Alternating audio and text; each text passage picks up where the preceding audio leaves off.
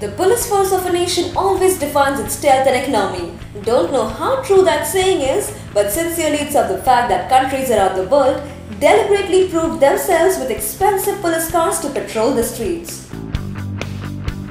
The most affordable yet fastest in its class, Nissan GT-R allotted to the UAE police costs merely $1 lakh. 2011 Qatar National Day parade stunned everyone when officials rolled out Porsche Panamera for the whole fleet. Topping them were a handful of Cayennes as well. Horning up to the fleet of police cars, the bike went berserk, adding up the famous models. A Continental GT worth $2 lakh doesn't mean a costly affair either.